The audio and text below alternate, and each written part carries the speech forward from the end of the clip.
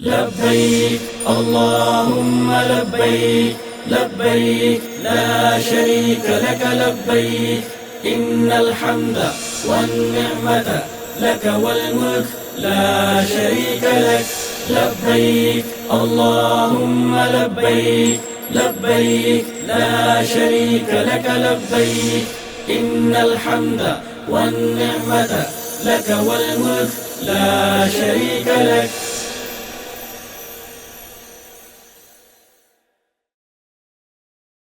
अस्सलामुअलैकुम वरहमतुल्लाहि वबरकातुहू। नाज़रीन इकराम, मैं हूं आपका मेज़बान डॉक्टर सलाहुद्दीन।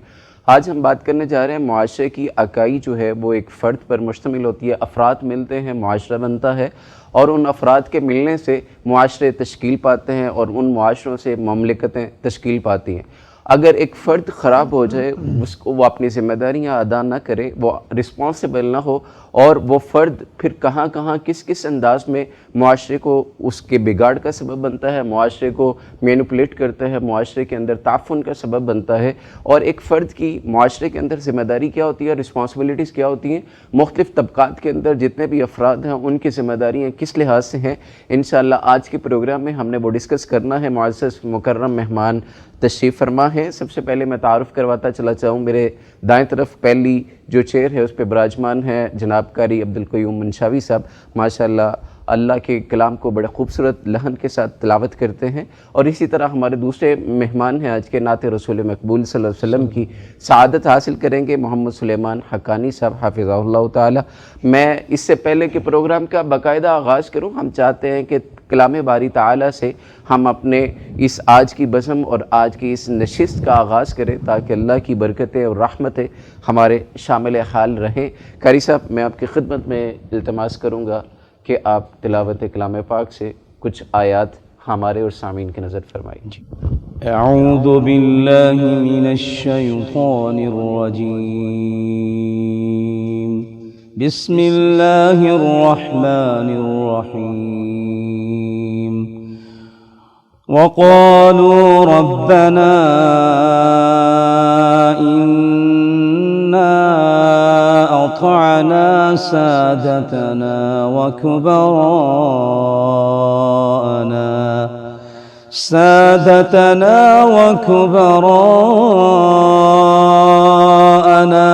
फअضلونا السبيلا ربنا آتهم ضعفين من العذاب والعنهم لعنا كبيرا يا أيها الذين آمنوا لا تكونوا كالذين آذوا موسى فبرأه الله مما قالوا وكان عند الله وجيها يا أيها الذين آمنوا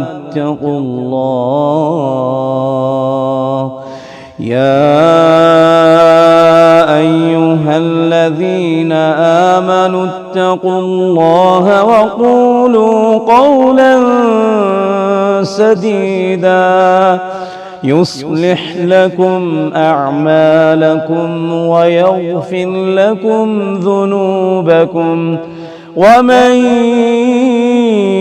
يطع الله ورسوله فقد فاز فوزا عظيما إنا عرضنا الأمانة على السماوات والأرض والجبال فأبين أن يحملنها وأشفقن منها وحملها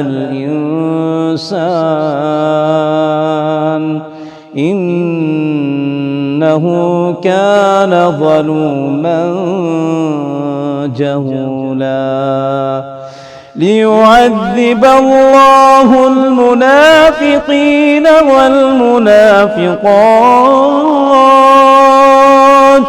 والمشركين والمشركات ويتوب الله على المؤمنين والمؤمنات وكان الله غفورا رحيما صدق الله العظيم ماشاء اللہ، جزاک اللہ خیر، بارک اللہ فیکم، احسن الجزا۔ اللہ آپ کے لحن میں، آپ کے پڑھنے میں، آپ کے عمل کرنے میں برکت عطا فرمائے۔ اسی طرح میں نعت رسول مقبول صلی اللہ علیہ وسلم کے لیے میں گزارش کروں گا سلیمان بھائی سے کہ آپ نعت رسول مقبول صلی اللہ علیہ وسلم کے وہ منتخب کلام اشعار جو ہمارے اور سامعین کے لیے آپ لائے ہیں، آپ کو ارشاد فرمائیں۔ ان کی عظمت ہے کیا، ان کی شان ہے کیا، یہ بتانا، جن کی تعریف کرتا زمانہ، ان کی عظمت ہے کیا، ان کی شان ہے کیا، یہ بتانا، جن کی تعریف کرتا زمانہ، جن کی تعریف کرتا زمانہ، ان کی جو بھی کرتے ثنا ہے، حق پھر بھی نہ ہوتے ادا ہے، ایسا اور نبی رب نے پھر سے کبھی نہ بنانا، جن کی تعریف کرتا زمانہ، ایسا اور نبی رب نے پھر سے کبھی نہ بنانا، جن کی تعریف کرتا زمانہ، جو زمین و فلک کے متی گئے، چاہتے مصطفیٰ کو سبھی ہیں، ان کے جو ہیں غلام پیش کرتے سلام عاجزانہ، جن کی تعریف کرتا زمانہ، ان کے جو ہیں غلام پیش کرتے سلام عاجزانہ، جن کی تعریف کرتا زمانہ، جن کی تعریف کرتا زمانہ، اور بٹ گیا چاند ٹکڑوں میں سارا، مصطفیٰ نے کیا جب اشارہ، بٹ گیا چاند ٹکڑوں میں سارا، مصطفیٰ نے کیا جب اشارہ، معجزہ یہ جدا یہ ہے رب کی عطا، نہ بلانا، جن کی تعریف کرتا زمانہ، معجزہ یہ جدا یہ ہے رب کی عطا، نہ بلانا،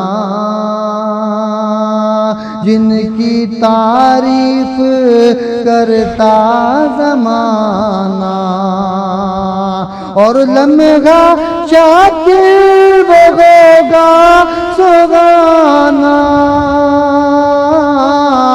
جس گھڑی مجھ کو طیبہ ہے جانا سن لے میرے خدا کرتا ہوں میں دعا یہ روزانہ جن کی تعریف کرتا زمانہ سن لے میرے خدا کرتا ہوں میں دعا یہ روزانہ جن کی تعریف کرتا زمانہ بدغت مصطفیٰ کرتا ہوں میں خدا نے کہنا جن کی تعریف کرتا زمانہ.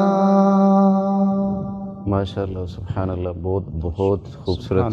اللہ آپ کو دین و دنیا کی اعلیٰ ترین منازل عطا فرمائے. ہماری بات جو آج ہم کرنے جا رہے ہیں وہ یہ ہے کہ معاشرے کے اندر افراد کی جو حیثیت ہے وہ کیا ہے، ان کی کردار سازی کیسے ہونی چاہیے، اور معاشرے کے اندر اگر کوئی کردار خراب ہے، کوئی فرد خراب ہے، تو اس کا معاشرے کے اوپر کیا امپیکٹ آتا ہے، اثر کیا ہوتا ہے. اور اس سلسلے میں گفتگو کرنے کے لیے ایک نابغہ روز ہستی ہمارے ساتھ موجود ہیں، کسی تعارف کے محتاج نہیں ہیں. پاکستان کے مختلف شعبوں کے اندر انہوں نے اپنی خدمات سر انجام دی ہیں. پروفیسر ڈاکٹر عبدالغفور راشد صاحب حفظہ اللہ تعالی ہیں، اسلامی نظریاتی کونسل کے رکن رہے ہیں، اور اس کے ساتھ ساتھ اب پنجاب قرآن بورڈ کے ممبر ہیں، اسی طرح متحدہ علماء بورڈ کا حصہ ہیں، اور اس سب کے ساتھ ساتھ اتحاد بین المسلمین جو پنجاب کی سطح پہ ہے اس کی سپرویژن اور اس کے اندر ان کی معاونت جو ہے، ان کی خدمات جو ہیں وہ پنجاب گورنمنٹ نے لے رکھی ہیں، اور استاد ہیں. سب سے بڑی بات، معاشرے کی نبض کے اوپر اپنا گہرا ہاتھ رکھتے ہیں. اسی طرح آج ہمارے دوسرے مہمان ہوں گے پروفیسر ڈاکٹر مطیع اللہ باجوہ صاحب حفظہ اللہ تعالیٰ. آپ انہیں الاحسان کی اسکرین کے اوپر ہر ہفتے میں دیکھتے ہیں. ماشاءاللہ وہ بھی استاد ہیں. انٹلیکچوئل لیول اللہ نے بڑا پیک کا عطا کر رکھا ہے، اور اس سب کے ساتھ ساتھ وہ معاشرے کے افراد کی جو زبوں حالی ہے اس کے لیے بھی پیش رہتے ہیں، اس میں اپنی جو بھی حصہ ہے وہ ادا کرتے ہیں معاشرے کی بہتری کے لیے. میں ڈاکٹر صاحب کی خدمت میں آنا چاہوں گا. ڈاکٹر صاحب، ایک فرد، دو فرد ملتے ہیں، معاشرہ وجود پاتا ہے، تو اگر کہیں نہ کہیں ایک فرد خراب ہوتا ہے معاشرے کی اکائی، وہ کہتا ہے یار میرے اکیلے سے کیا ہے، پوری دنیا ایسے کر رہی ہے، ہو رہا ہے سارا کچھ، تو کیا میرے ایک اکیلے بندے کے پازیٹیو ہونے سے یا نیگیٹو ہو جانے سے یا ذمہ داریاں اٹھانے سے یا ذمہ داریاں چھوڑ دینے سے معاشرے پہ کیا فرق پڑتا ہے، کیا اثر ہوتا ہے؟ تو آپ اس کو کس نظر سے دیکھنا چاہیں گے؟ بسم اللہ الرحمن الرحیم. ڈاکٹر صلاح الدین صاحب بہت شکریہ، آپ نے بڑے اچھے ٹاپک پہ اظہار خیال کا بلکہ معروضات پیش کرنے کا موقع دیا ہے. تو آپ نے تعارف میں بہت کچھ کہا. اتنا بڑا استاد میں نہیں ہوں، میں تو آج بھی طالب علم ہوں، اللہ کی عزت میں اور مجھے اس بات پہ خوشی محسوس ہوتی ہے کہ ہم طالب علم ہیں، الحمدللہ سیکھ رہے ہیں. جہاں تک اس بات کا تعلق ہے نا کہ معاشرہ چونکہ افراد سے بنتا ہے، یہ سماج، معاشرہ یہ افراد کے اکٹھ کا نام ہے. تو اگر ایک بندہ برا ہو جائے تو کیا فرق پڑتا ہے، یہ بیسیکلی یہی سوال ہے، سمجھنے والی بات ہے. دیکھیں آپ کے سامنے ایک صف ہے، تو اس صف میں سے اگر ایک بندہ نکل جائے تو اس صف وہ پوری نہیں رہتی. حکم بھی ہے کہ اس خلا کو پورا کیا جائے. بالکل. آپ کے سامنے ایک خوبصورت مکان ہے، سامنے سے ایک اینٹ نکال لیں تو وہ بالکل بھی وہ صحیح نہیں لگے گی. بلکہ بہت پیاری مثال اس میں نبی کریم صلی اللہ علیہ وسلم کی ہے کہ آپ نے فرمایا کہ نبوت ایک ایسا مکان ہے، محل ہے جس میں ایک اینٹ کی کمی تھی، اور سبھی پوچھتے تھے کہ کیوں ہے. جب میں آ گیا تو پھر وہ مکمل ہو گیا، اور محل بالکل وہ جو نا قیامت تک مکمل رہے گا الحمدللہ. بالکل اسی طرح ایک فرد کے نکل جانے سے یا برا ہونے سے بہت فرق پڑتا ہے. ایک یوں بھی مثال لے لیں کہ ایک مچھلی پورے تالاب کو گندا کر دیتی ہے، وہ ایک ہے، اس کے سامنے کتنی مچھلیاں ہیں. برائی کا امپیکٹ بہت زیادہ ہوتا ہے. ٹھیک ہے. اچھائی کا بڑے دھیرے دھیرے امپیکٹ ہوتا ہے. اور پھر یہ ہے نا کہ یہ برائی اور اچھائی کا فرق اتنا زیادہ ہے. اچھائی کرنا پڑتی ہے، سکھانا پڑتی ہے. اخلاق حسنہ سکھانے پڑتے ہیں، اخلاق رذیلہ سکھانے نہیں پڑتے. صفائی کرنا پڑتی ہے، گندگی پھیلانا نہیں پڑتی. گندگی تو موجود ہوتی ہے. مطلب یہ صاف ستھرا ہمارے پاس ایک ہال ہے، کمرہ ہے، اس کو گند نہ پھیلائیں، اس کو ویسے ہی چھوڑ دیں تو یہ گندا ہو جائے گا. گندگی تو یوں پھیلتی ہے، لیکن اچھائی کے لیے بڑی محنت کرنا پڑتی ہے. تو وہ جو برائی نا اس کا امپیکٹ بہت زیادہ ہوتا ہے. اگر ایک فرد ہی غلط ہو جاتا ہے، ایک فرد ہی خراب ہو جاتا ہے تو وہ اس کا امپیکٹ اتنا برا پڑتا ہے کہ وہ سارے ماحول کو گندا کر دیتا ہے. لہٰذا ہمیں ایک اکائی کی، کیونکہ اکائیاں جوڑ کے ہم نے معاشرہ بنانا ہے، ایک فرد کی افراد کو اکٹھا کر کے ہم نے معاشرہ بنانا ہے. تو ایک ایک فرد پہ ہمیں محنت کرنا ہوگی اور اس کی ہمیں اصلاح بھی کرنا ہوگی، کوشش بھی کرنا ہوگی. اس کے لیے وہ اس کی اصلاح گھر میں ہو، ادارے میں ہو، اسکول میں ہو، کسی اس کے جو ڈپارٹمنٹ اس میں ہو. یہ ایک علیحدہ ایشو ہے کہ اس کی کس طرح اس کی اصلاح کرنی چاہیے. باہر ہر فرد کی اصلاح بہت ضروری ہے. بالکل صحیح. یعنی ہر ایک سے فرق پڑتا ہے. یہ بات بالکل غلط ہے کہ کوئی اگر سوچتا ہے کہ میرا کوئی حصہ نہیں ہے، فرق نہیں پڑتا ہے. تو کیا اس ساری صورتحال میں ہم یہ سمجھتے ہیں کہ ہم بحیثیت قوم یا بحیثیت پاکستانی، بحیثیت مسلم، ہم ارریسپانسبل ہوتے جا رہے ہیں؟ ہم یہ سمجھ رہے ہیں کہ یہ کام چونکہ میرا کرنے کا نہیں تھا اس لیے میں یہ تو کروں گا ہی نہیں انٹل دیٹ کہ کوئی مجھے کہتا نہیں کہ بھائی یہ کام کریں. تو کیا اسلام کی جو بنیادیات ہیں، اسلام کی جو اساس ہے، اس چیز کو بھی لے کے کیا وہ بھی ہمیں یہی دعوت دیتی ہے؟ دیکھیں، ہمیں اسلام نے جو چیزیں سکھائی ہیں نا، ان چیزوں میں، ان باتوں میں سب سے بنیادی چیز احساس کی ہے.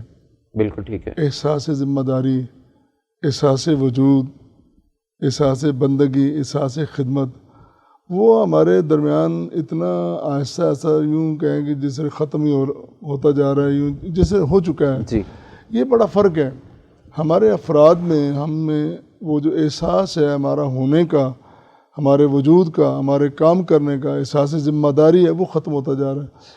جب تک احساس ذمہ داری پیدا نہیں ہوگا، ہم کوئی بھی نہ کام کر سکتے ہیں، نہ اصلاح کر سکتے ہیں، نہ کوئی محل بنا سکتے ہیں، نہ تعمیر کر سکتے ہیں، نہ کوئی بہت بڑا پروجیکٹ ہم لے جا سکتے ہیں. جس طرح ہم کہہ رہے ہیں کہ ہر فرد معاشرے کی ایک بنیادی اکائی ہے. جی. اگر بنیادی اکائی اپنی ہی احساس ذمہ داری چھوڑ دے، اس کو احساس ہی نہ رہے کہ میں نے ذمہ داری کیا کرنی ہے. مثال کے طور پر ایک گھر ہے، گھر میں سب سے بڑا جو ذمہ دار والد ہے. بالکل صحیح. اب والد نے صرف روٹی نہیں کمانی، والد نے اپنے گھر کی پرورش بھی کرنی ہے، ان کی اصلاح بھی کرنی ہے، ان کی ٹریننگ بھی کرنی ہے، ان کی بھی تربیت بھی کرنی ہے، تب جا کے وہ بہترین گھر بنے گا. اور آج کیا ہے، آج ہمارا جو افراد کا، جو اہل خانہ کا آپس میں جو رابطہ اور تعلق ہونا چاہیے تھا، وہ بہت کمزور پڑ گیا ہے. ٹھیک. ہم وسائل مہیا کرتے ہیں، ہم سہولتیں لا کے دیتے ہیں، دنیا جہان کی سہولتیں لا کے دیتے ہیں، لیکن ہم ان کو اپنی صحبت نہیں دیتے، کمپنی نہیں دیتے. وہ جو ٹائم چاہیے تھا، وہ جو پاس بیٹھ کے ایک دوسرے سے ہم نے جو حاصل کرنا تھا، اخذ کرنا تھا، وہ صورتحال بڑی کمزور پڑ گئی ہے. اس کا بڑا فقدان ہے. اگر والد اپنی ذمہ داری چھوڑ دے، والدہ اپنی ذمہ داری چھوڑ دے، یہ جو بنیادی تربیت گاہیں ہیں، ان کی گود، ان کی آغوش اولاد کے لیے بہت بڑے ادارے سے بھی زیادہ اہمیت رکھتے ہیں. باہر جتنے مرضی ادارے پڑھ لیں، باہر کی دنیا میں چلے جائے، بہترین ادارے سے پڑھ کے آئے، لیکن جو گھر کی باتیں ہوتی ہیں، آپ کو یاد ہوگا، شاید آپ نے وہ نہیں ٹائم دیکھا، میں نے تو دیکھا ہے. ہم دیہاتوں کے رہنے والے، دیہاتوں میں عموماً یہ ہوتا تھا، یہ سوشل میڈیا تو تھا ہی نہیں، اس سے بہت پہلے کی بات ہے. سب سے بڑی تربیت گاہ جو تھی نا، وہ دادی کی گود تھی. بالکل صحیح. نانی کی گود تھی. اس نے بہترین کہانیاں سنانی ہیں، بہترین باتیں سنانی ہیں، بہترین ضرب الامثال انہوں نے دینی ہے. پنجابی کے محاورے آج بھی ہمیں یاد ہے. کبھی بات کریں تو کہتے ہیں یار یہ کہاں سے پڑھے, یہ پنجابی کہاں سے پڑھ لے. ہم نے کہا کہ ہم نے اپنی دادی کی, نانی کی, اپنی ماں کی گود سے یہ سارا کچھ سیکھا ہے. وہ جو تربیت کے اثرات ہیں نا, وہ جو للہیت اور وہ جو اخلاص ہے وہ کہیں نظر نہیں آتا. وہ چمکتے دمکتے اسکولوں میں, اداروں میں نظر نہیں آتا. یہاں لش پش زیادہ ہے, چمک زیادہ ہے اور رونق زیادہ ہے, اور زہری بود و باش یا کہنے کہ رنگ و روغن وہ بہت زیادہ ہے. وہ جو چیزیں ہیں نا وہ جو ملنی چاہیے تو وہ نہیں مل رہی. وہ میں پھر وہی لفظ دہراؤں گا, جو وقت چاہیے اولاد کو, والد کو انہیں وہ وقت دینا چاہیے. جو وقت چاہیے بیوی کو, اب بیوی کو آپ بہترین کپڑے لا کے دیں, بہترین ان کو سہولتیں لا کے دیں, اگر آپ ان کے پاس بیٹھیں گے نہیں, ان کی بات ہی نہیں سنیں گے, وہ تو شکوہ کرے گی. کہتے بھاڑ میں جائے یہ سارا کو, یہ سارا میں نے کیا کرنا ہے, میرے پاس, میرے لیے تیرے پاس 2 گھڑیاں نہیں ہیں. تو وقت بڑا قیمتی ہے, وہ دینا چاہیے, ان کی صحبت اختیار کرنی چاہیے, بلکہ اپنی صحبت میں ان کو لانا چاہیے. اور بسا اوقات کوشش کرنی چاہیے کہ ہم ایسی محافل, ایسی مجالس منعقد کریں, اچھے لوگوں کے ساتھ بیٹھیں, ان کے اخلاق حسنہ جو منتقل ہوں وہ ایک دوسرے کے ہم سیکھیں. یہ ایک بہترین طریقہ ہے تربیت کا, اور اس طرح ہمیں جانا چاہیے. اچھا ڈاکٹر صاحب, مزید بات یہ ہے کہ آپ کی بات سے ایک بات سمجھ آئی کہ اس وقت میں جو تربیت گاہ ہے اس کے اندر ایک خود بگاڑ آ چکا ہے, اور والدین کی بھی تربیت کی اب ضرورت محسوس ہو رہی ہے. دوسری جانب ہم یہ دیکھتے ہیں کہ اہل مدارس ہیں, اہل مساجد ہیں, وہاں پر ایک گناگوں اضافہ ہمیں دیکھنے کو مل رہا ہے. الحمدللہ وہاں پہ آبادی بڑھ رہی ہے, نمازوں کی جو سستی ہے وہ ختم ہوتی نظر آ رہی ہے, کچھ نہ کچھ اضافہ اس میں ہم دیکھ رہے ہیں. لیکن اس ساری عبادات کے باوجود جب انسان کے ساتھ ایک انٹریکشن ہے, اس کا انسان کے دوسرے انسان کے ساتھ مسجد کی باؤنڈری سے باہر اس کا کوئی معاملہ ہے, تو پھر ہم دیکھتے ہیں اخلاقیات نہیں ہے, پھر ہم دیکھتے ہیں کہ کردار کے اندر بہت بڑے جھول ہیں, پھر ہم دیکھتے ہیں کہ ایک فلاح ہے, ایک کمی ہے جو معاشرے کی بتدریج بگاڑ کا سبب بن رہی ہے. تو کیا عبادات برائیوں سے نہیں روک پا رہی ہیں, یا عبادت کی وہ اسپرٹ ہم حاصل نہیں کر پا رہے جو چاہیے تھی؟ میں اس کو ذرا دوسرے طریقے سے دیکھوں گا. میں سمجھتا ہوں کہ ہر چیز کی بنیاد میں دیکھنی چاہیے. بالکل صحیح. ہماری بنیاد میں بڑا بگاڑ ہے. مثلاً حرام ہے نا, حرام کھا کے آپ جتنی مرضی عبادت کر لیں وہ بالکل مقبول نہیں ہے. بالکل ٹھیک. رسول کریم صلی اللہ علیہ وسلم نے فرمایا کہ یہ جو تمہیں شخص نظر آ رہا ہے, اتنی محنت کر رہا ہے, نماز پڑھ رہا ہے, گڑ گڑا رہا ہے, رو رہا ہے, سارا کچھ کر رہا ہے, اس کی کوئی قبولیت نہیں. کیوں؟ اس کا لباس حرام, اس کا کھانا حرام, اس کا پینا حرام. اب جو ایک تو ہے نا کارکنان, عمل کرنے والے افراد, ان کا یہ جو معاملہ ہے نا دیانت اور بددیانتی والا, وہ بہت زیادہ محل نظر ہے. ٹھیک. اب جو مربی حضرات ہیں, علماء کرام ہیں, اسکالرز ہیں, اتالیق ہیں, جی, وہ بھی تو وہی کمائی کھا رہے ہیں نا. وہ اپنے طور سے حلال لے رہے ہیں. وہ کہتے ہیں کہ ہم تو پورا ٹائم دیتے ہیں, ہماری اپنی اتنی سیلری, ہمارا اتنا کمٹمنٹ ہے, اتنا وقت دیں گے, اتنے پیسے لیں گے, ہم حلال کھا رہے ہیں.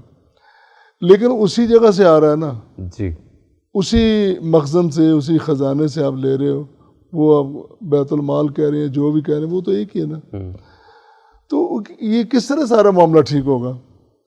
جب تک دیکھیں نبی کریم صلی اللہ علیہ وسلم جب اپنے ساتھیوں کو ساتھ لے کے مکہ سے مدینہ منورہ گئے, تو سب سے پہلے آپ نے معاشی حالات پہ نظر ڈالی, اس کا بندوبست کیا. بالکل صحیح.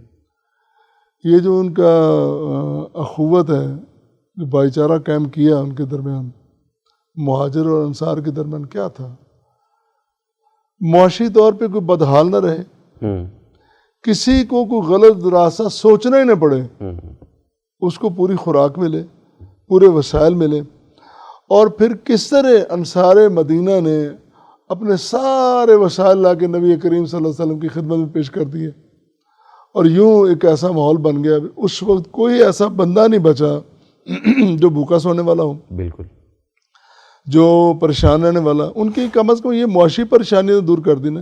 ہماری معاشی حالت درست نہیں نہ ہوگی, جی, نہ سود کا نظام ختم ہوگا, نہ اللہ رسول سے ہماری جنگ ختم ہوگی, نہ یہ جو بے برکتی وہ ختم ہوگی, ہمارے مدارس بھی آباد رہیں گے، مساجد بھی کھلی رہیں گی، سجدے بھی ہوتے رہیں، نمازیں بھی ہوتے رہیں، لیکن وہ صحیح رنگ تب نظر آئے گا جب ہم اس طرف سوچیں گے. ٹھیک. ہر فرد کو ہم حلال کی روٹی کھانے کا اس کو انتظام کر کے دیں یا ماحول پیدا کریں گے. ٹھیک. ان دنوں ایک بڑا مسئلہ بنا ہوا ہے، ٹرانسجینڈر کا مسئلہ ہے، جی. چوروں کا مسئلہ ہے، بددیانتی کا مسئلہ ہے. ایک خاتون پکڑی گئی، اس نے کہہ دیا کہ فلاں فلاں فلاں منشیات فروشی. جی. منشیات فروشی، یہ سارا کچھ کیا ہے.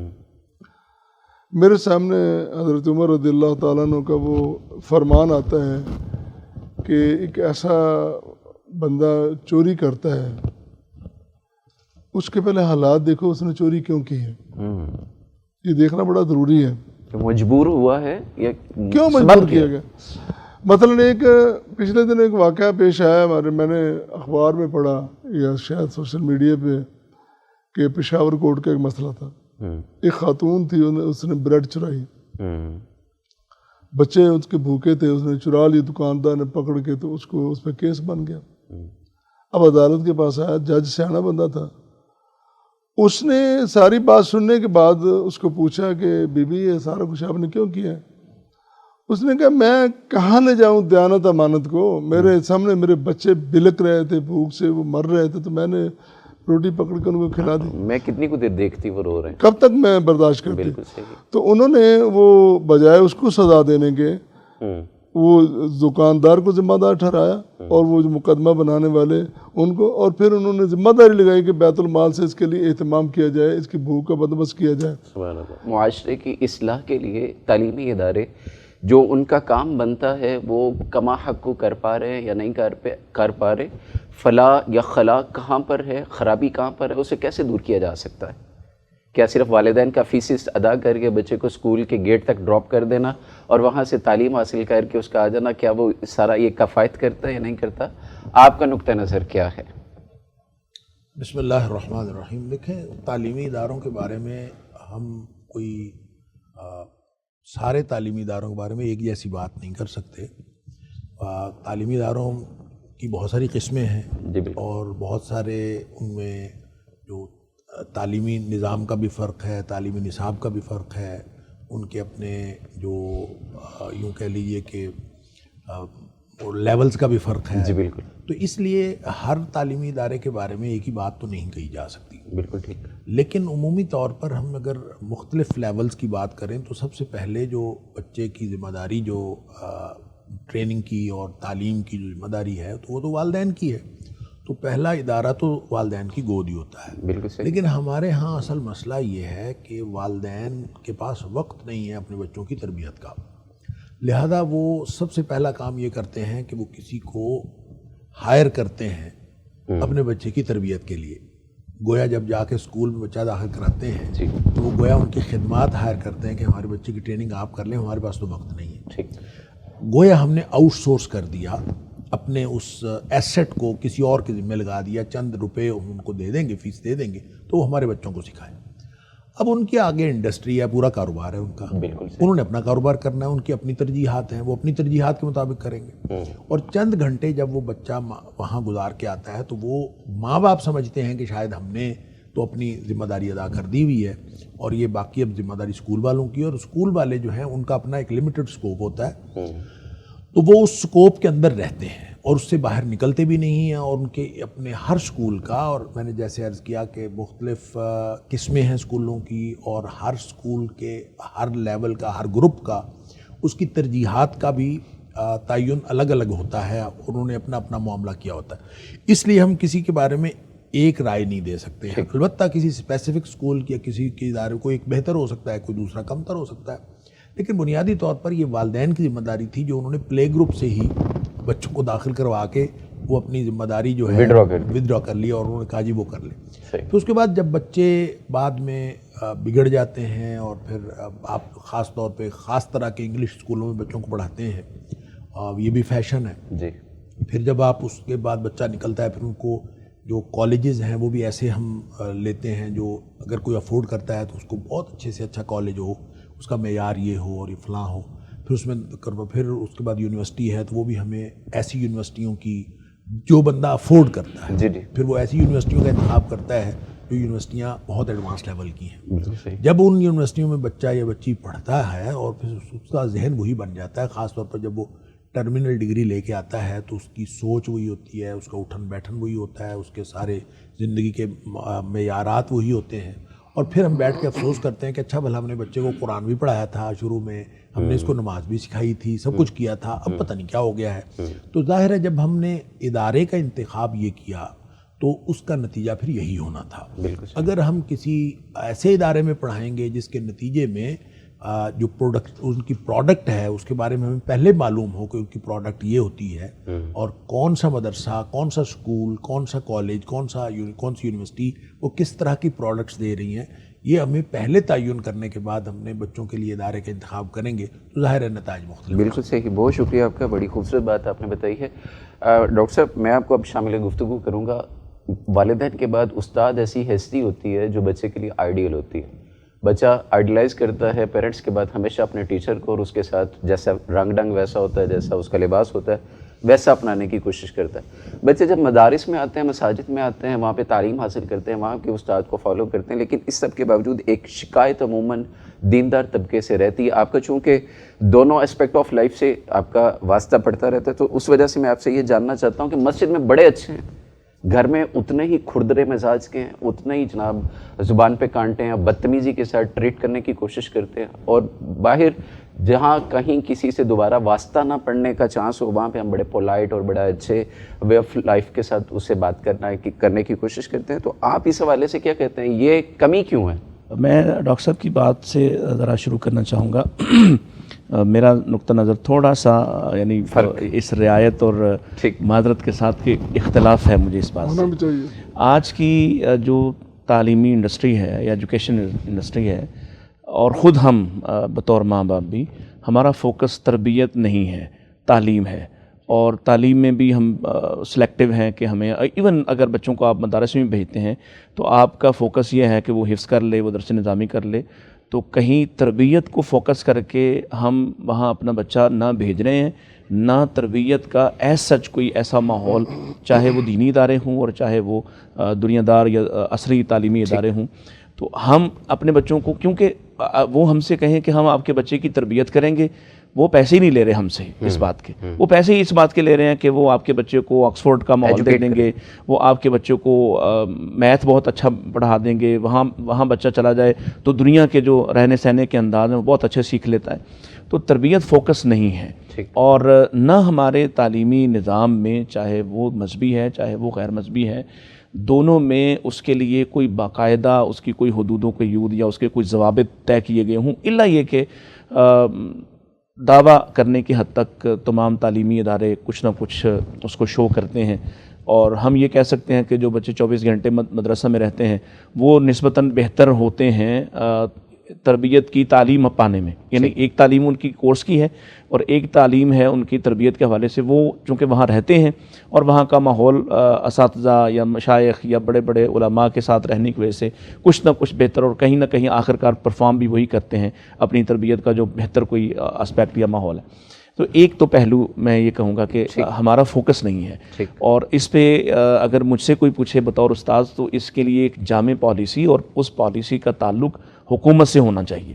کیونکہ جب تک حکومت پیچھے نہیں ہوگی اس نظام کے, تو آپ کے سامنے ہی اس وقت تو میں چونکہ کالج میں پڑھاتا ہوں اور ڈاکٹر راشد صاحب بھی کالج سے ریٹائرڈ ہیں, انہیں ہمارے مسائل کا جو یوں سمجھے فیلڈ گراؤنڈ جو لوگ ہیں ہمارا ان سے تعلق ہے. ڈاکٹر صاحب کے پاس چونکہ یونیورسٹی میں بچے آنے والے ان کا مائنڈ سیٹ مختلف ہوتا ہے, میچورٹی لیول وہ اور لیول سے آتے ہیں, اور پھر جب آپ وہاں آ کے رہتے ہیں تو ان کے رہن سہن کا اور جو ریلیشن ہے اور طرح کا بنتا ہے. ہمارے ہاں وہ بچہ آتا ہے جو فیس پے نہیں کر سکتا, وہ کسی ایسے ادارے میں نہیں جا سکتا جس میں فیس دے کے وہ اپنی مرضی کی تعلیم لے, تو ہمارے پاس اس طرح کی کلاس آتی ہے سرکاری اداروں میں. اب ان کی تربیت پہ کہیں کوئی فوکس نہیں ہے, کوئی نہ ہمارے ذمہ ہے. ایون میں اگر بہت اپنے ارلی ایج کی بات کروں تو ہمارے ہاں نظام یہ تھا کہ آپ اسکول میں پڑھتے ہیں یا کالج میں تو صبح صبح اسمبلی ہوا کرتی تھی جس میں کچھ نہ کچھ سکھایا جاتا تھا, کچھ نہ کچھ اخلاقیات کی بات کی جاتی تھی.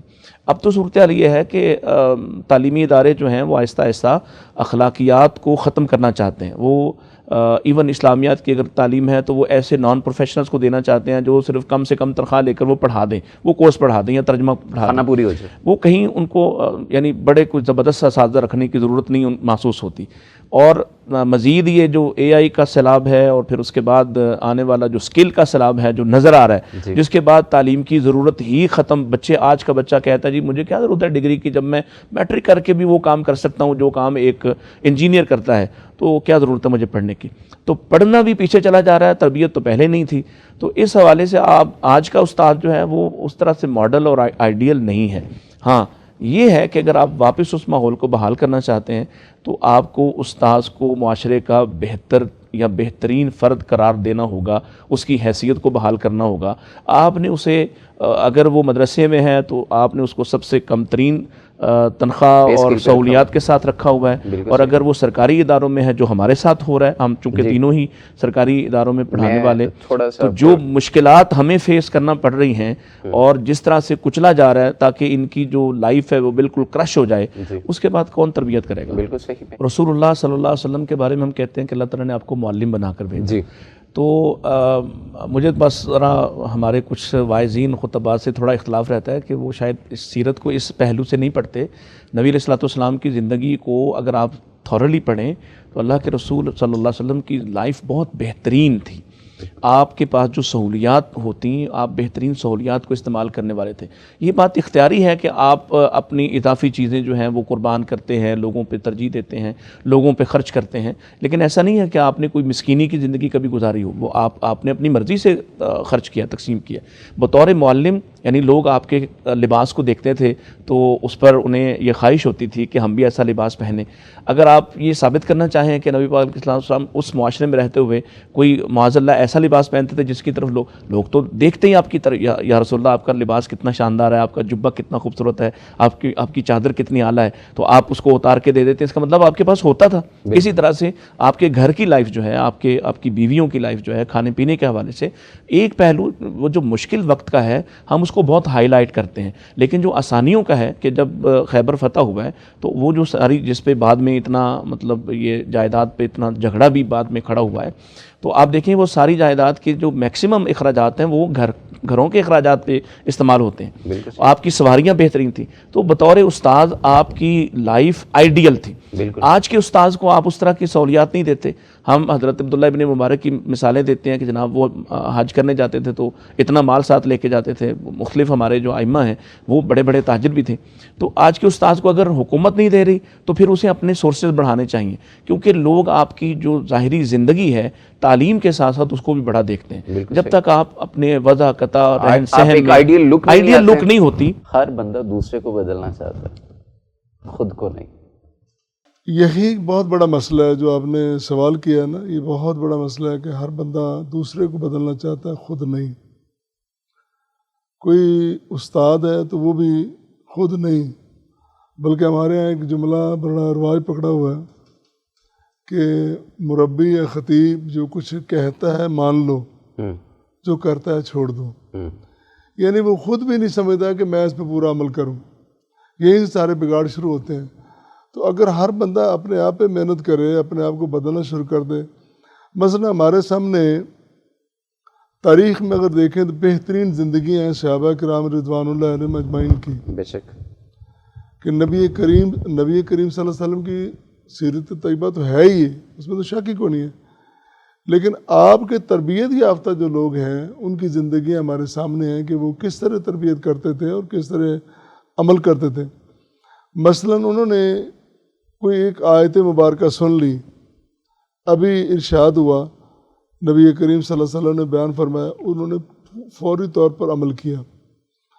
یہ شراب کی بات دیکھ لیں کہ جب آپ نے فرما دیا کہ یہ حرام ہے، آج کے بعد نہیں پی جائے گی، پہلے اس کے اور درجے تھے، قریب نہیں جانا، یہ نہیں کرنا، وہ نہیں. جب واضح طور پہ فرما دیا تو پھر جو شراب پینے والے تھے وہ مومن مسلمان، لیکن چونکہ گنجائش تھی وہ پی لیتے تھے. جب واضح طور پہ ارشاد ہو گیا پھر انہوں نے وہیں پہ ترک کر دی. حتیٰ کہ اگر کسی کے پاس جام ہے نا تو ایک گھونٹ اس نے لے لیا، دوسرا وہ لینا چاہتا ہے. اب وہ سمع اطاعت کا یہ جذبہ ہے کہ وہ کہتا ہے کہ میں یہ دوسرا گھونٹ نہیں لوں گا. اگر میں نے لے لیا تو نبی صلی اللہ علیہ وسلم کی مخالفت ہو جائے گی اور عدم اطاعت ہوگی. بالکل صحیح. تو یہ اتنا بڑا عمل اور اتنی بڑی کوشش و کاوش یہ ہے جو انسان اختیار کرے پھر اس کا عمل بھی سامنے. تو جب جذبہ اتنا بڑا، عمل اتنا بڑا، تو تبھی تو اللہ تعالیٰ نے ان کے بارے میں فرمایا کہ رضی اللہ عنہ و رضوا عنہ. یہ وہ لوگ ہیں جن کے قول، جن کے فعل، جن کے عمل، جن کے ارادے، جن کی کوشش کاوش میں سب پہ راضی ہوں. تو انہوں نے سب سے پہلے اپنے آپ کو بدلا. بالکل صحیح. جو انہوں نے تعلیم پائی اس کے مطابق اپنے آپ کو ڈھالا، جو انہوں نے سنا اس کے مطابق اپنے آپ کو ڈھالا. آج ہم سارے جہان کی کتابیں پڑھ جاتی ہیں اور ان کتابوں میں افضل ترین جو مجموعہ ہے حدیث کا وہ بھی پڑھ جاتے ہیں، اور اس میں بھی جو افضل ترین کتاب ہے قرآن مجید وہ بھی ہم پڑھے ہوئے ہیں. ہم اس کے حافظ بھی ہیں، عالم بھی ہیں، اسکالر بھی ہیں، لیکن عملاً ہمارے اندر یہ کمی ہے کہ ہم اس پہ عمل نہیں کر رہے. تو یہ بڑا ایک بنیادی سوال ہے اور جواب بھی اس کا یہی ہے. ہر بندے کو چاہیے کہ اپنی خود تربیت کرے. اور ویسے بھی یہ جو ہے نا عمل، یہ بہت بڑی دعوت ہے، خطاب نہیں، عمل بہت بڑی دعوت ہے.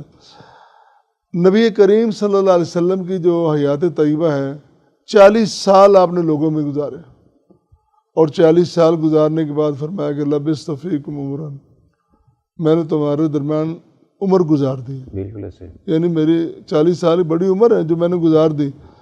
اب بتاؤ تم نے مجھے کیسا دیکھا ہے؟ تو ساری قوم بھیا کا آواز کہتی ہے کہ ہم آپ کو دیکھ رہے ہیں کہ آپ صادق ہیں، آپ امین ہیں، آپ کبھی جھوٹ نہیں بولتے، کبھی بددیانتی نہیں کرتے. تو یہ ایک سب سے پہلا جو طریقہ تھا دعوت کے لیے، آپ نے اپنا عمل پیش کیا. وہ کلمہ تو بعد کی بات ہے، وہ بعد میں کہا کہ قولوا لا الہ الا اللہ، وہ بعد میں ہے. پہلے آپ نے اپنا عمل پیش کیا کہ میں نے تمہارے سامنے یہ زندگی گزاری ہے، اس زندگی کے متعلق تم بتاؤ کہ کیا سوچتے ہو. تو عمل جو ہے نا انسان کا، وہی ایک بہت بڑی دعوت ہوتی ہے اور اس کو اختیار کرنا چاہیے، تو سارے معاملہ انشاءاللہ درست ہو جائیں. بالکل صحیح. بہت شکریہ ڈاکٹر صاحب. میں آپ سے یہ جاننا چاہوں گا کہ چونکہ مادیت پرستی کا ایک بہت زیادہ ہمارے ہاں سیلاب امڑ آیا ہے، اس کے ساتھ ساتھ پیسے کی معیشت پہ جو اپنا دباؤ ہے، اس کے باوجود پیسے کی ایک ہوس میں میں سمجھتا ہوں معاشرہ مبتلا ہو چکا ہے. ایسی صورت میں ٹک ٹاک ہے، ریل ہے اور سوشل میڈیا کا اس طرح کا استعمال ہے جس کے دو پہلو ہیں. ایک تو پہلا پہلو ہے پیسے کی کمائی کے سبب کا، دوسرا رانگ انفارمیشن اور اس طرح کے ایک سیلاب کا. ایسی صورت میں یہ جو دوڑ لگ گئی ہے ایک نوجوانوں میں، یہ معاشرے کو کہاں تک برباد کر چکی ہے یا کر رہی ہے؟ اس کی روک تھام کیسے ممکن ہے، یا اس کے اندر جو اصلاحات ہیں یا پازیٹیو اسپیکٹ ہے وہ کیسے داخل کیا جا سکتا ہے؟ میرا خیال ہے اس کے بارے میں کچھ بات باجوہ صاحب نے پہلے بھی کی ہے. یہ جو معاشرے کی مجموعی طور پر اور پھر خاص طور پر جو ریاست کی ترجیحات ہوتی ہیں جی، وہ قوم کے نوجوانوں کی سمت کا تعین کرتی ہیں. اگر کسی معاشرے میں اساتذہ کی عزت زیادہ ہوگی تو نوجوان استاد بننے کی کوشش کریں گے. بالکل ٹھیک. جس چیز کی زیادہ عزت احترام ہوتا ہے، دیکھیں جب حضرت امام غزالی رحمہ اللہ کے بارے میں آتا ہے کہ جب وہ مدرسہ نظامیہ بغداد میں صدر مدرس تھے، اور صدر مدرس کی اس وقت جب سواری گزرتی تھی تو وقت کا جو خلیفہ ہے وہ بھی رک جاتا تھا اور حسرت کرتا تھا کاش میں صدر مدرس ہوتا. یعنی آپ یہ اندازہ کریں نا کہ استاد کی عزت اتنی تھی، خلیفہ حسرت کرتا تھا کہ میں یہ ہوں. تو جب آپ کسی معاشرے میں تعلیم کو، محنت کو، دین کو، تقوی کو، کردار کو اہمیت دیں گے اور اس کی عزت ہوگی تو لوگ وہ بننے کی کوشش کریں. ہمارے دیہات میں مطلب میں نے خود سنا کہ میرے والد صاحب رحمۃ اللہ علیہ جب جایا کرتے تھے دیہات میں تو صرف دین کی تبلیغ کے لیے جاتے تھے، اور انہوں نے پوری زندگی اس میں گزاری. اور لوگ جو ہیں انہوں نے بتایا، اور ہمارے ایک بزرگ وہ ابھی بھی موجود ہیں، انہوں نے مجھے بتایا کہ ہمارے گاؤں کے بچے کہتے تھے کہ ہم نے بڑے ہو کے مولوی محی الدین بننا. اللہ اکبر. یعنی جس کی جتنی عزت ہے نا، بچے کو تو فیسینیٹ وہ کرے گا نا، بالکل ڈیفینیٹ، کہ میں نے وہ بننا ہے جس کی عزت احترام ہے، اور وہ بننے کی کوشش کرتا ہے. لہذا جب جس معاشرے کے اندر دیکھیں ٹک ٹاک پہ یا سوشل میڈیا پلیٹ فارمز کے اوپر لوگوں نے بے حیائی کا کانٹینٹ دیا، اپنی روزی کو حرام کیا، جو کچھ بھی کیا حرام ذرائع اور اختیار کیے، یہ ان کا اپنا گناہ ہے. لیکن ایک ہمارا اجتماعی گناہ ہے کہ ہم نے اجتماعی طور پر ان پلیٹ فارمز کے اوپر کمائی کرنے والوں کو معاشرے میں عزت دی ہے. بالکل صحیح. جب ہم نے ان کو معاشرے میں عزت دی ہے تو یہ اصل میں نوجوان کو مایوس کیا ہے اس بات نے کہ جب معاشرے میں عزت ٹک ٹاکر کی ہے یا معاشرے میں عزت اس شخص کی ہے جس کا ویلاگ زیادہ ہے، جس کے ویورشپ زیادہ ہے، جس کی کمائی زیادہ، وہ کہتا ہے اتنے ڈالر، اتنے $1000 وہ کما لیتا ہے اور اتنے اس کے ملینز میں جو ہے وہ فالوورز ہیں. تو جب معیار یہ رہ گیا ہے اور ریاستیں بھی اس کو ریاستیں بھی اس کو انڈورس کرتی ہیں اور یہ پھر لوگوں کو یہی فیسینیٹ کرے گا، تو آپ لوگوں کو یہاں تک کہ قومی اعزازات تک سے نوازا گیا اس بنیاد پر کہ انہوں نے اس میں سوشل میڈیا کے اوپر خدمات سر انجام دی ہیں. تو یہ اصل میں سمجھتا ہوں ہم نے ایک اجتماعی جرم کیا ہے ہمارے معاشرے نے اور بالعموم اور خاص طور پہ ہماری ریاست نے، کہ جو قابل عزت پیشے تھے اور جو قابل عزت جن کو مقام دیا جانا چاہیے تھا ان کو ترجیح نہیں دی، اور یہ جو لوگ خود سے غلط کر رہے تھے ہم نے ان کو انڈورس کر دیا. اگر ہم اس کو انڈورس ہی نہ کرتے، معاشرتی سطح پر ان کی حیثیت یہ رہتی، تو شاید نوجوان اتنا مایوس نہ ہوتا اور اپنی تعلیم سے اور اپنی ڈگریوں سے مایوس ہو کے وہ اس طرف جانے کی کوشش نہ کرتا. اب سب کو معلوم ہے کہ آپ بے شک جتنی مرضی بڑی بے حیائی کریں، جو مرضی کریں، جتنا کانٹینٹ بکے گا، جتنا کانٹینٹ دکھے گا اتنا بکے گا. لہٰذا وہ دکھانے کے لیے وہ بے حیائی کی بھی ہر حد پار کرنے کے لیے تیار ہے، اور اس لیے کہ اس کو پتہ ہے کہ اینڈ آف دا ڈے جب میں کمائی زیادہ کر لوں گا تو معاشرے میں میری عزت بھی ہو جائے گی، تو اس کو پھر وہ بے حیائی بھی نہیں لگتی. تو ہمارے پورے ٹرینڈز جو ہیں، نہ اخلاق کی کوئی صورتحال رہی اور نہ کوئی کردار کی صورتحال رہی، اور آہستہ آہستہ ہم ڈیٹیریٹ ہوتے جا رہے ہیں اور نوجوان کی ترجیحات بدلتی جا رہی ہیں. وہ نوجوان جس نے محنت کر کے ڈگری لی ہے، انجینئرنگ کی ہے، اس نے میڈیکل ڈاکٹر بنا ہے، یا اس نے بہت محنت کر کے، اس کو پتہ ہے کہ میں لگی بندی ایک تنخواہ ہے، اور اس تنخواہ میں سے بھی جو ہے وہ گورنمنٹ کے آئے روز جو ہے وہ نئی پابندیاں لگتی رہتی ہیں، اور اس کے پاس نہ معاشرتی طور پر وہ ریکگنیشن ہے، نہ اس کے پاس فائنینشلی وہ اسٹیبلٹی، اس کو رسپانس ملتا ہے، کچھ بھی ایسا نہیں ہے. تو نوجوان کس وجہ سے اس طرف جائے؟ لہذا نوجوان بھی اسی طرف جاتا ہے جن کو معاشرے میں بھی عزت ہے اور فائنینشلی بھی بندہ اسٹرانگ ہو. بالکل صحیح. بہت شکریہ آپ کا. ڈاکٹر صاحب، آپ کی طرف آؤں گا. ایک بڑا نازک پہلو ہے، چونکہ ہم بات کر رہے ہیں افراد کی اصلاح کی اور اس کے ذریعے معاشرے کی اصلاح کی. آج کل کا انسان موبائل اتنا یوزڈ ہو چکا ہوا ہے اپنے ہاتھوں میں استعمال کرنا کہ اگر اس سے لے لیا جائے تو میرا خیال ہے شاید اس سے دورہ پڑ جائے گا یا اس کی نیند اڑ جائے گی اگر کسی کا فون اس سے لے لیا جائے. اور یہ ڈاکٹر صاحب پہلے گفتگو کر رہے تھے آپ کی شمولیت سے پہلے، انہوں نے تھوڑا سا اشارہ کیا. میں چاہتا ہوں تھوڑی سی بات کھول دی جائے کہ انسان جب اپنے سارے دن کے معاملات سمیٹ کر گھر جاتا ہے تو پھر بھی موبائل ہی ہوتا ہے، سوتے وقت تک موبائل ہوتا ہے. بیوی بچوں کے لیے اس کے پاس ٹائم نہیں ہے، ایک دوسرے کو سمجھنا سمجھانا، معاملات کون فیس کر رہا ہے، کیا فیس کر رہا ہے، کس سینیریو میں جی رہا ہے. اور یہ ایک ڈپریشن کی حد تک یہ چیزیں بڑھتی چلی جا رہی ہیں. اور میرا خیال یہ ہے کہ خامد اور بیوی کے درمیان ایک جدائی اور ایک بے ثباتی کا جو ایک تعلق ہے وہ بھی ڈیولپ کرنے کی یہ ایک مضموم کوشش بن رہا ہے. تو آپ اس کی اصلاح کے لیے یا کیسے اس کو اوور کم کیا جا سکتا ہے، کیا کہیں گے اس پہ؟ دیکھیں، آپ نے خود ہی کہا یہ بڑا نازک پہلو ہے. نازک پہلو تو اس حد تک ہے، یہ ادراہ تفنن کہ آپ کہتے ہیں بیویاں کہتی ہیں ہماری سوکن ہے. ہاں نہیں، وہ بیویاں کہیں سوکن ہیں تو وہ بھی تو یعنی مرد کی موجودگی میں وہ بھی اسی میں مگن ہوتی ہیں. والد کی موجودگی میں بچے پاس بیٹھے ہو کر بھی وہ وہاں نہیں ہوتے. وہ ہر کسی کی اپنی اپنی دنیا ہو گئی ہے. جی. بہرحال میں یہ سمجھتا ہوں کہ جس طرح سے ایک فیملی یونٹ جو ہے وہ اس تنزل کا شکار ہے، آپسی رابطہ اور باہمی محبت جس طرح سے دم توڑ رہی ہے، ایک گھر میں رہتے ہوئے آپ کو ساتھ والے فرد کی مجبوریوں کا، اس کے احساسات کا، اس کی جذباتی کیفیات کا اندازہ نہیں ہوتا. اس میں کچھ تو ہماری غلطیاں بھی ہیں، ظاہر ہے کہ اس میں ہماری جو لائف ہے وہ اپنے ان چیزوں کو پورا کرنے میں یا ان ضرورتوں کو پورا کرنے میں دو جابز ہیں، صبح شام رات کا کام ہے، اس میں بچوں کی لائف سرکل اور ہے، خاوند کی جو لائف سرکل ہے وہ بالکل ڈیفرنٹ ہے. خاتون اگر گھر میں رہنے والی ہے تو ویسے ہی صبح سے لے کے، یعنی وہ اتنے مختلف لوگوں کو ایک ہی وقت میں ڈیل کر رہی ہوتی ہے کہ ایک نے 6 بجے 7 بجے اپنی جاب کام پہ جانا ہے اور دوسرے نے 12 بجے جانا ہے، تو اس کے پاس تو یہ، اور پھر ایک نے رات کو 9 بجے گھر آنا ہے تو دوسرے نے 2 بجے گھر آنا ہے، تو اس کے لیے تو ویسے ہی مشکل ہوگی. اس دوران وہ بھی اپنی انٹرٹینمنٹ کے لیے کچھ نہ کچھ مواقع تلاش کرتی ہے کہ میں کہاں مطمئن ہو سکتی. ان سب چیزوں میں اگر آپ واپس آتے ہیں، جو شرعی ایک ماحول ہمیں ملتا ہے رسول اللہ صلی اللہ علیہ وسلم کے زمانے سے یا آپ کی تعلیمات سے، تو آپ اپنے گھر میں اگر صبح کرتے ہیں اور اس میں کچھ وقت اپنے بچوں کے ساتھ گزارتے ہیں، یا کچھ ٹائم طے کر لیں کہ اس وقت کے بعد آپ کا جو موبائل ہے وہ آف ہوگا، آپ کا گھر کا انٹرنیٹ بند ہوگا، یا اس ایج کے بچوں تک آپ انہیں موبائل نہیں دیں گے یا کنٹرول دیں گے، جی، تو کچھ نہ کچھ واپسی ہو سکتی ہے. ادروائز تو صورتحال اس قدر خوفناک ہے کہ آپ کے ہاتھ میں کچھ نہیں ہے. اور آپ واقعی وہ بے ہوش ہونے سے اگلی بات ہے کہ اگر آپ مثلا کل ہی میرے پاس ایک فیملی آئی ہوئی تھی اور انہوں نے کہا کہ جوان بیٹی ہے، تو ہم نے فون واپس لیا ہے تو اس نے بہت ہی برا رویہ اور رد عمل دیا ہے، اس حد تک کہ خودکشی کی کوشش کی. اور جب فون دے دیا ہے تو اب وہ بالکل ہی ہم سے ہی لا تعلق ہے اور وہ اپنی دنیا میں رہے. تو یہ ایک بڑا سنجیدہ مسئلہ ہے، اور یقیناً جیسے ڈاکٹر صاحب ذکر کر رہے تھے، پھر اس میں آ جا کے ہمارے پاس جو اختیار بچتا ہے، ہم حکومت سے ہی کہیں کہ جناب یہاں بھی یہ جو رات دن کے آپ نے فری پیکیجز دیے ہوئے ہیں، تو کچھ بیریئر ایسا بھی ہو. آپ نے اس کی سپیڈ کنٹرول کی ہے، آپ نے کچھ سائٹس کنٹرول کی ہیں، تو کچھ ایسا بھی ہو.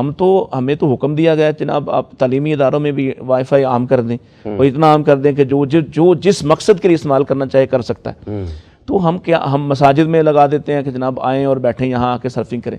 تو یہ پرابلم جو ہے اوورآل وہ ہمارے سروں سے اوپر سے گزر گیا ہے. اب واپسی آپ دیکھیں، جن لوگوں نے اس کو ایجاد کیا ہے ان کی لائف دیکھیں، وہاں کیا حالات ہیں، وہاں کیا ماحول. یہاں کچھ دنوں ابھی حکومت نے یہ جنگی یا ایندھن کی وجہ سے ہی 8 بجے تک کی پابندی لگائی. میں لاہور میں دیکھ رہا تھا کہ دنیا بھر کے تمام تاجر جتنے بھی جس قسم کے بھی ہیں، اس سر پہ بازو رکھے ہوئے تھے کہ جناب ہم مر گئے جی، ہمارا کاروبار تباہ ہو گیا. بھئی کیوں تباہ ہو گیا؟ اس لیے کہ جی 8 بجے کے بعد رات کو 2 بجے تک ہمیں دکان کھولنے اور کاروبار کرنے کی اجازت نہیں. آپ کو اگر انہوں نے یہ تو نہیں منع کیا کہ آپ فجر کے بعد نہ کھولیں، بالکل، تو ہم اس کاروبار اس لائف سٹینڈرڈ پہ آنا نہیں چاہتے. اگر آپ اپنا کام شروع کرتے ہیں صبح کے وقت کرتے ہیں، اسی طرح آپ اپنی تعلیم ہے. اچھا، آج تک ہم تینوں ایجوکیشنسٹ ہیں، ابھی چھٹیاں ہو گئی، میرے خیال کل آخری دن ہے بچوں کے اسکول جانے کا، اور اس کے بعد وہ اگلے 3 ماہ گھر ہوں گے. وہ 3 ماہ گھر ہوں گے تو کیا کریں گے؟ ہم کیا کروائیں گے ان کو؟ اور ہم نہیں دیکھ رہے کہ یار یہ انگریز کا بنایا ہوا ایک نظام تھا، اس کی مجبوریاں تھیں، اس نے ہمیں ایک کام پہ لگا دیا کہ ٹھیک ہے جناب گرمی ہے تو گھر بیٹھ جائیں. آج اداروں میں اے سی لگے ہوئے ہیں، پنکھے موجود ہیں، آپ ٹائمنگ بدل دیں، آپ صبح 6-7 بجے بلا لیں، 3-4 گھنٹے کا اسکول کر لیں. پورے سال میں شاید ہم 200 دن سے زائد چھٹیاں کرتے ہیں. تو جن بچوں کو آپ نہ پڑھنے دے رہے ہیں، نہ ان کو آپ کہیں مصروف ہونے دے رہے ہیں، وہ گھر میں کیا کریں گے؟ آج جو ان کے گیجٹس ہیں وہ ہر وقت اس میں مصروف رہیں گے. پھر ہم کوئی پابندی لگا ہی نہیں سکتے. ایک ماں ہے، اس کے 5 بچے ہیں، وہ ایک ہی وقت میں 5 بچوں کے موبائل کو نہیں دیکھ سکتی کہ وہ کیا دیکھ رہے ہیں اور سرف کرتے کرتے وہ کس جہان میں پہنچے ہوئے ہیں.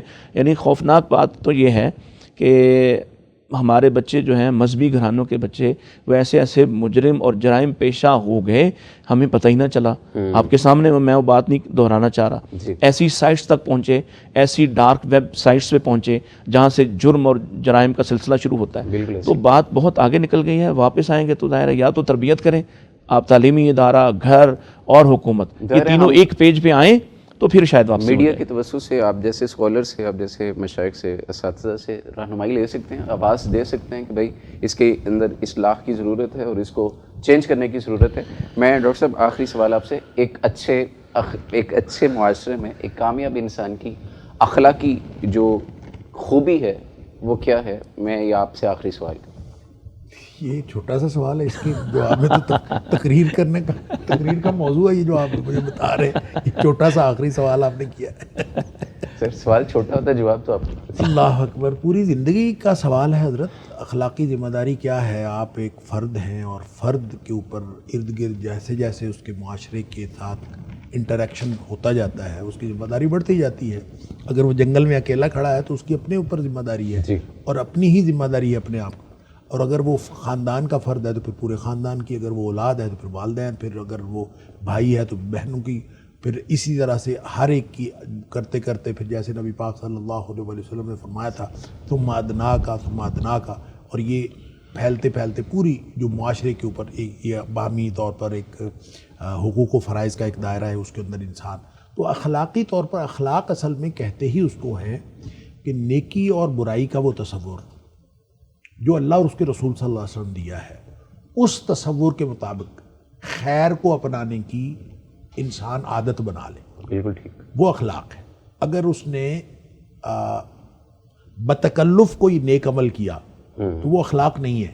ٹھیک ہے، یعنی آپ اگر تکلف سے کسی کے سامنے ہنس کے دکھا دیتے ہیں، کسی کو خوش ہو کے مل لیتے ہیں، تو یہ آپ کی عادت نہیں ہے، تو یہ اخلاق نہیں ہے۔ اخلاق یہ ہے، جیسے امام غزالی علیہ الرحمہ نے اس کی ڈیفینیشن کی تھی، وہ کہتے ہیں کہ یہ ایک اصل میں نفس کی حیت راسخہ ہے، اور وہ ہے جس میں اعمال و افعال جو ہے بغیر تردد کے اور بغیر تکلف کے سرزد ہوتے ہیں۔ ٹھیک، اور اگر آپ تکلف اور تردد کے ساتھ کرتے ہیں تو وہ اخلاق نہیں ہوتا۔ ٹھیک۔ لہذا نبی اکرم صلی اللہ علیہ وسلم کا جو اعلیٰ اخلاق ہے وَإِنَّكَ لَعَلَىٰ خُلُقٍ عَظِيمٍ، وہ ہمارے سامنے نمونہ ہے۔ اگر کوئی شخص اس طرح کا، کوئی شخص اچھا باپ بننا چاہتا ہے وہ نبی پاک صلی اللہ علیہ وسلم کو بطور باپ دیکھ لے، جو اچھا بھائی بننا چاہتا ہے وہ نبی پاک صلی اللہ علیہ وسلم کو دیکھ لے، جو اچھا بیٹا بننا چاہتا ہے وہ نبی پاک صلی اللہ علیہ وسلم کو دیکھ لے، جو اچھا حکمران بننا چاہتا ہے، وہ اچھا سربراہ خاندان بننا چاہتا ہے، اچھا استاد بننا چاہتا ہے، اچھا امام بننا چاہتا ہے، اچھا جو بھی نبی پاک صلی اللہ علیہ وآلہ وسلم کا کردار ہے وہ سامنے رکھ لے، یہی اسوہ حسنہ ہے۔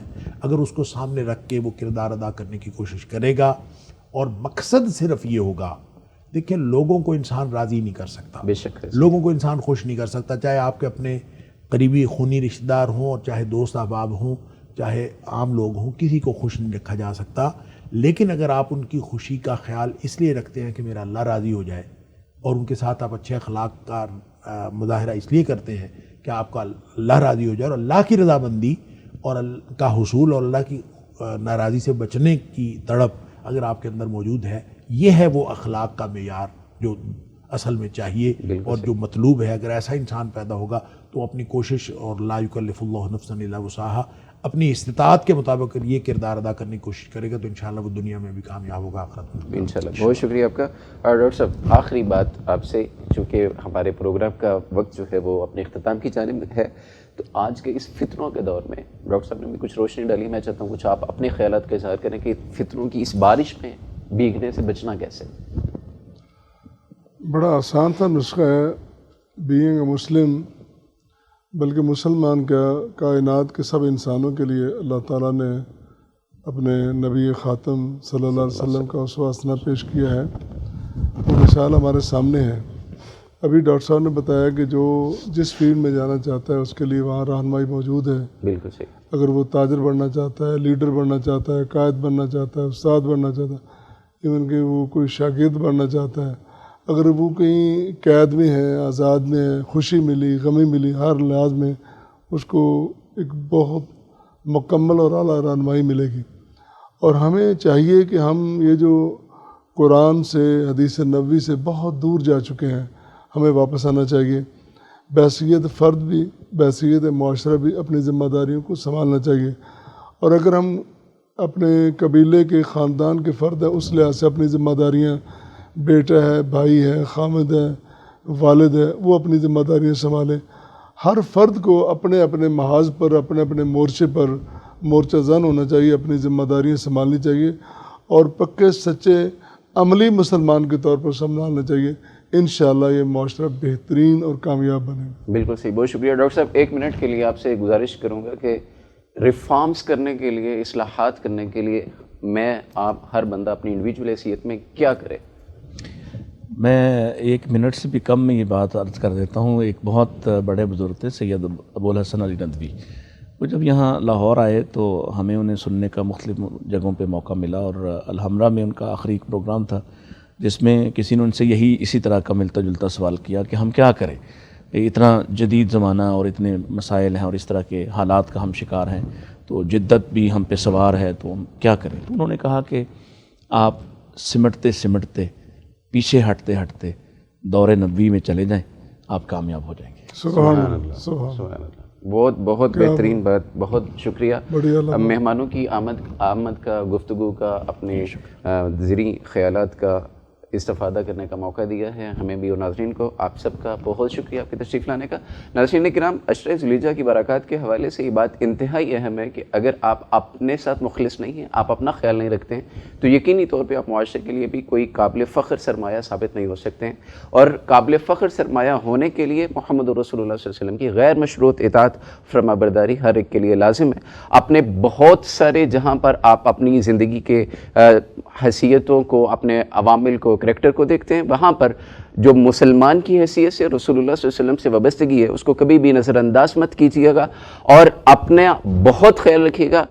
لبيك اللهم لبيك لبيك لا شريك لك لبيك إن الحمد والنعمة لك والملك لا شريك لك لبيك اللهم لبيك لبيك لا شريك لك لبيك إن الحمد والنعمة لك والملك لا شريك لك